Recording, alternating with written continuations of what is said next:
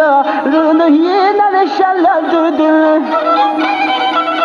Lisenin yollarını yine neşelendirdin. Lisenin yollarını hayret bir şeysin, hayret bir şeysin Gökçe, seni çözemiyorum. Bilmece abone oldun sanki düşlerime her gece. Ne gönüller yakarsın kız, az daha büyüyünce uyar daha büyür.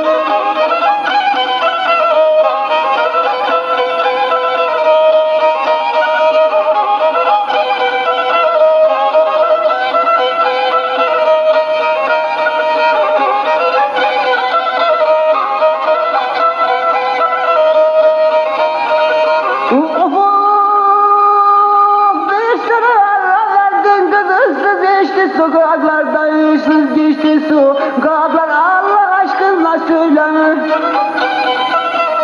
Senin bir o dudakların olsun Allah aşkına.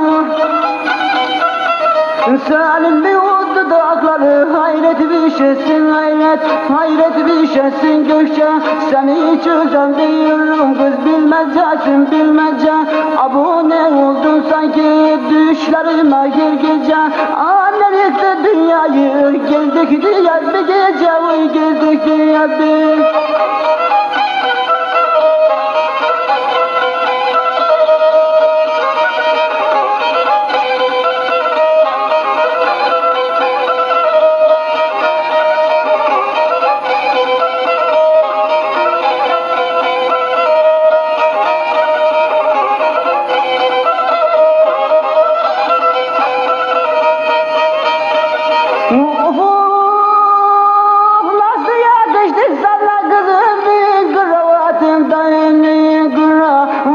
Şeker miydin, bal mıydın? Kaldı ağzımda da adın. Şeker miydin, bal mıydın? Kaldı ağzımda da adın. Bu yalı dudakların, elinde defterlerin, bu ne kadar güzellik.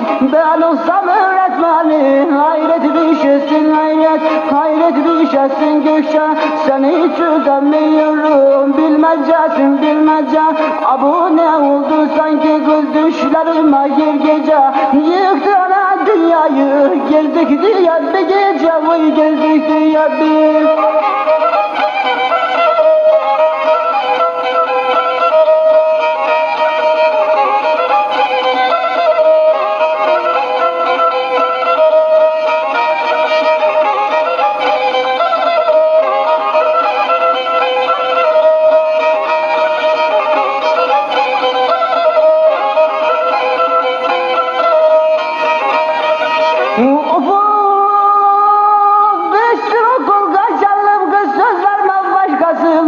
Söz vermem başkasına, öğrencim mahkemi. Nesin Allah aşkına mı?